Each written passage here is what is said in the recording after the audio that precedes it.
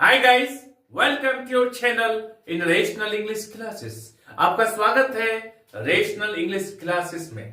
प्यारे बच्चों, आज हम लोग पढ़ेंगे पास्ट इंडेफिनिट टेंस के बारे में।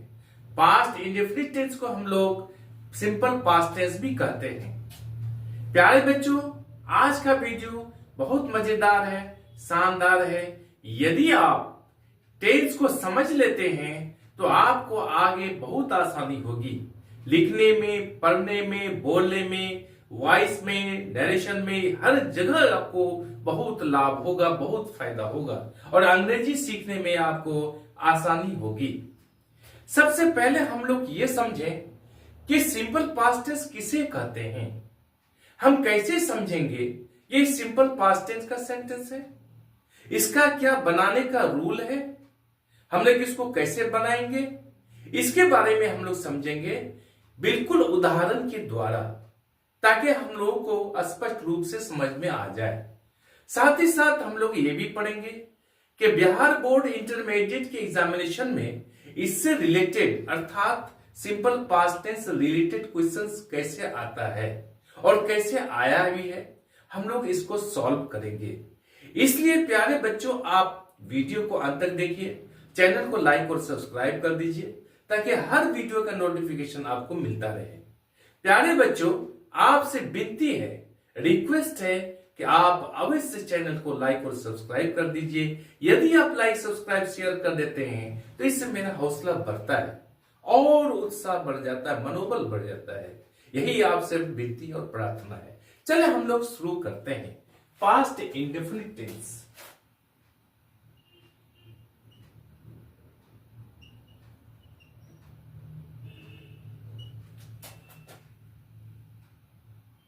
या फिर इसको कह सकते हैं हम लोग सिंपल पास्ट टेंस।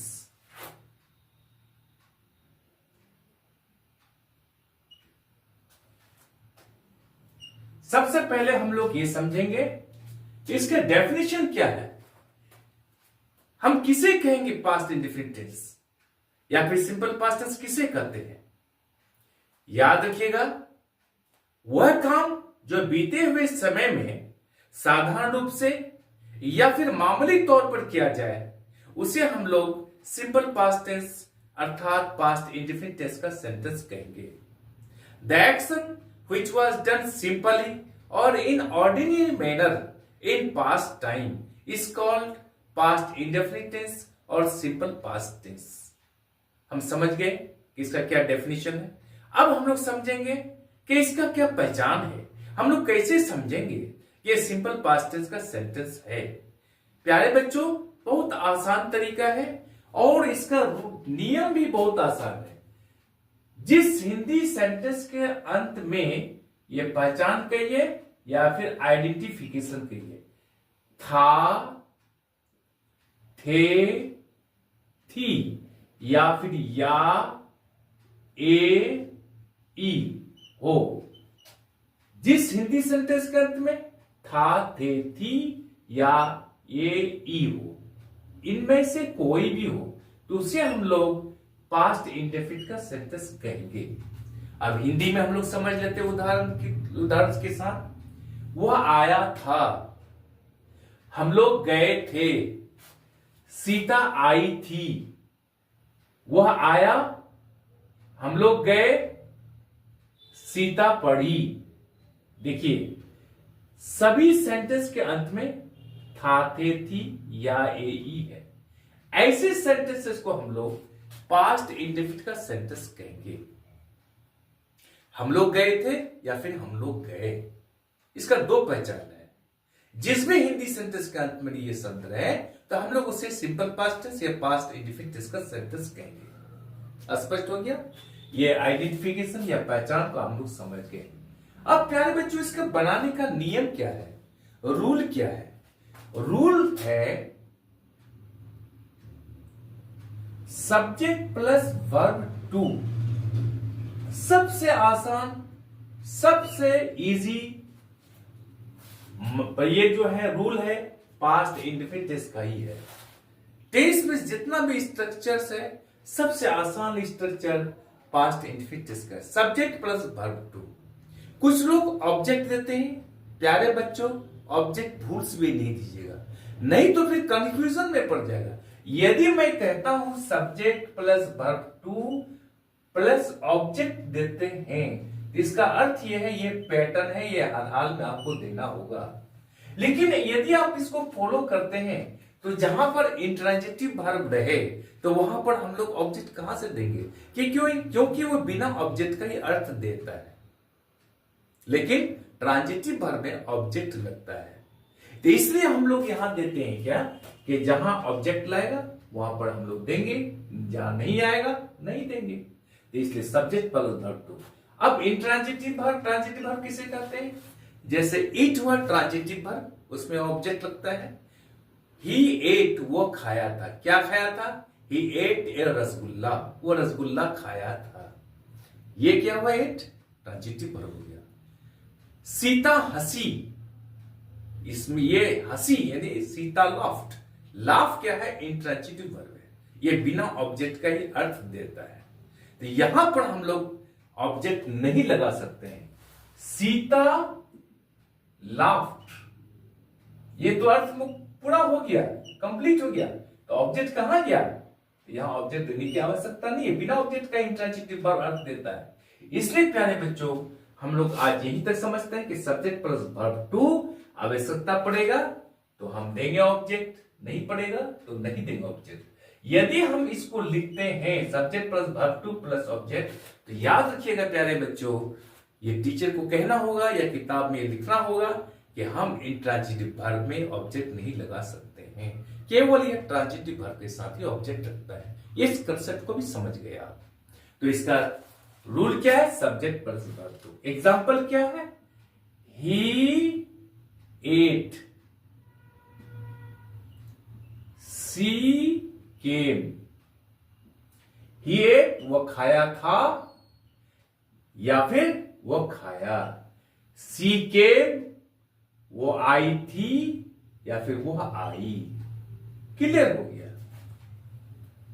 कोई प्रॉब्लम नहीं, कोई दिक्कत नहीं, यह स्पष्ट हो गया। हम लोग डेफिनेशन भी समझ गए, पहचान भी समझ गए और रूल भी समझ गए। एक कंफ्यूजन प्यारे बच्चों यहां पर है, अगर या फिर ये ई के बाद हैव है तो ये फिर प्रेजेंट परफेक्ट टेंस का सेंटेंस कहलाएगा। वो आया है या वो आ चुका है, यह प्रेजेंट परफेक्ट टेंस का सेंटेंस है। तो यहां है रहेगा तो फिर हम लोग प्रेजेंट परफेक्ट टेंस का सेंटेंस कहेंगे। यहां पर है नहीं रहेगा, इसलिए इसको हम क्या कहेंगे? पास्ट इंडेफिनिट टेंस का सेंटेंस कहेंगे। तो है रहेगा तो प्रेजेंट परफेक्ट टेंस, नहीं रहेगा तो पास्ट इंडेफिनिट टेंस, और कोई दिक्कत नहीं है। अब प्यारे बच्चों हम लोग देखते हैं कि इससे रिलेटेड क्वेश्चंस बिहार के इंटरमीडिएट एग्जामिनेशन में आया है कभी? हाँ आया है। कौन कौन सा आया है, कैसे सॉल्व किया गया है, किस प्रकार आता है, हम लोग इसको पढ़ेंगे। पहला क्वेश्चन हम लोग लेते हैं, Ramesh dash in the middle of his speech, in the middle of his speech। ये क्वेश्चन आया है 2023 का साइंस और कॉमर्स में आया है। 2023 का साइंस और कॉमर्स में आपका ऑप्शन है, यहां दिया हुआ रहेगा, ब्रेक डाउन, ब्रोक डाउन।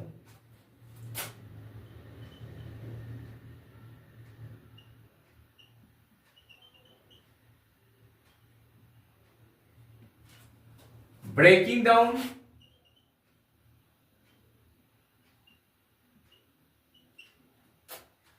या फिर हैव ब्रोकन डाउन। ये चार ऑप्शन रहेगा, ये चार ऑप्शन में से आपको चुनकर यहां भरना है। दूसरा क्वेश्चन लेते हैं प्यारे बच्चों हम लोग, ही डैश टू हेल्प मी।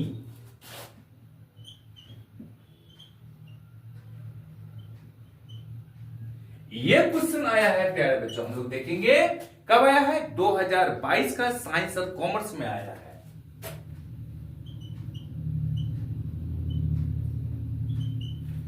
क्या होगा यहां पर, देखते हैं हम लोग। डिनाइड होगा या फिर रिफ्रेंड होगा या फिर रिफ्यूज होगा या फिर रिफ्यूज होगा। ये 4 ऑप्शन रहेगा। तीसरा क्वेश्चन लेते हैं प्यारे बच्चों हम लोग। They dash him chairman, they dash him chairman. ये क्वेश्चन आया है प्यारे बच्चों 2022 का, इसमें आया है साइंस और कॉमर्स में आया है। ये भी आया है 2022 का साइंस और कॉमर्स में, ये भी आया है 2022 का साइंस और कॉमर्स में। कितना इंपॉर्टेंट है, इसलिए इसको अच्छी तरह से तैयारी कर लीजिए। ELECT elect, ELECTED elected, ELECT ING electing या फिर will elect। ये 4 ऑप्शन है, इसमें से चुनकर आपको भरना है। चौथा क्वेश्चन रहेगा प्यारे बच्चों, the teacher dash about the weather.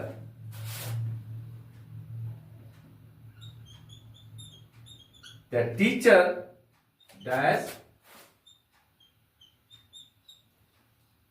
About the weather. ये क्वेश्चन आया है प्यारे बच्चों हम लोग 2020 का साइंस और कॉमर्स में आया है। कितना इंपॉर्टेंट है, बहुत इंपॉर्टेंट, इसलिए इसको तैयारी कर लीजिएगा। The teacher dash about the teacher, या हो गया क्या, स्पोक,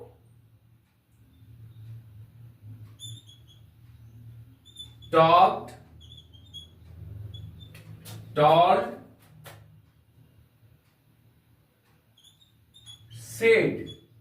ये 4 ऑप्शन रहेगा आपको, इसमें से आपको चुनकर भरना है। पांचवा क्वेश्चन भी है, he dash very politely with me, he dash very politely with me. ये क्वेश्चन बहुत इंपॉर्टेंट है। ये क्वेश्चन आया है 2024 का आर्ट्स में आया है, 2024 का आर्ट्स में आया है। यहां होगा क्या, deal, DEAL, deal, DEALING, dealing, DEALT, dealt, will deal. ये 4 ऑप्शन है, इससे चुन करके आपको भरना है। प्यारे बच्चों सबसे पहले हमको देखना है कि रूल क्या है। Subject plus verb two. यहां देखते हैं, Ramesh dash in the middle of his speech. हमको ऑप्शन में चुनना है, ब्रेक डाउन होगा या ब्रोक डाउन होगा या फिर ब्रेकिंग डाउन या हैड ब्रोकन डाउन। मैं देखता हूं कि यहां पर वर्ब टू ब्रोक डाउन है, इसलिए यहां पर होगा ब्रोक डाउन। इसमें आपको 1 नंबर मिल गया। दूसरा मैं देखता हूं, केवल इसको देखना, फॉर्मूला को देखना, रूल को देखना है। He dash to help me, या डिनाइड होगा या रिफ्रेंड होगा या रिफ्यूज होगा या रिफ्यूज होगा या रिफ्यूज्ड होगा, REFUSCT, रिफ्यूज्ड होगा। इसमें आपको 1 नंबर मिल गया। यहां तीसरा में देखता हूं, दे डैश हिम चेयरमैन। यहां पर इलेक्ट होगा या इलेक्टेड होगा या इलेक्टिंग होगा या विल इलेक्ट होगा। यहां वर्ब टू में क्या था, वर्ब टू यहां पर इलेक्टेड है, इलेक्टेड। कितना आसान है, 1 नंबर आपको मिल गया। तीसरा आप लोग बताइएगा, the teacher dash about the weather. Spoke होगा या टॉक्ड हो या टोल्ड हो या सेड हो, जल्दी बताइए कमेंट करके। देखिए यहां पर टोल्ड होगा, 1 नंबर मिल गया आपको। आपके इसका आप लोग स्क्रीनशॉट भी ले सकते हैं। 5वां नंबर में, ही dash very politely with me. यहां पर डील होगा या डीलिंग होगा या डिल्ट होगा या विल डील होगा। वर्ब टू को खोजना है, आप जल्दी बताइए। देखिए डिल्ट होगा यहां पर, वर्ब टू, ही डिल्ट। इस फॉर्मूला को, इस रूल को याद रखना, सब्जेक्ट प्लस वर्ब टू, सारा क्वेश्चन का आंसर आपको मिल गया। समझ गए? ऐसा क्वेश्चन और भी आया है। कब आया है? 2023 में भी आया है आर्ट्स का। 2023 का एक क्वेश्चन और आया है, Shahjahan dash the Taj Mahal, build होगा या बिल्डिंग होगा या बिल्ट होगा या विल बिल्ड होगा? तो यहां प्यारे बच्चों बिल्ट होगा, वर्ब टू होगा। फिर दूसरा क्वेश्चन 2023 का आर्ट्स में आया है, my sister dash as a steno in the past. यहां पर वर्क्स होगा या वर्किंग होगा या वर्कड होगा या हैव वर्कड होगा? यहां पर वर्कड होगा, वर्ब टू होगा। इस तरह से हम देखते हैं प्यारे बच्चों कि सारा क्वेश्चन इस फॉर्मूला के तहत आता है। इसलिए ये वीडियो बहुत जरूरी है, बहुत आवश्यक है। आई एम श्योर ये वीडियो आपको अच्छी लगी होगी। आप चैनल को लाइक और सब्सक्राइब कर दीजिए तथा बगल वाला बेल आइकन को दबा दीजिए, जिससे कि हर आने वाला वीडियोस का नोटिफिकेशन आपको मिलता रहे। कल हम लोग पढ़ेंगे इसी पास्ट इंडेफिनिट टेंस का नेगेटिव के बारे में, इंट्रोगेटिव के बारे में, इंट्रोगेटिव नेगेटिव के बारे में तथा WH क्वेश्चंस के बारे में पढ़ेंगे हम लोग। और साथ ही साथ ये भी पढ़ेंगे कि इसमें कितना क्वेश्चंस किस प्रकार आया है, इसके बारे में पढ़ेंगे हम लोग। आज हम लोग यहीं पर रखते हैं। बाय।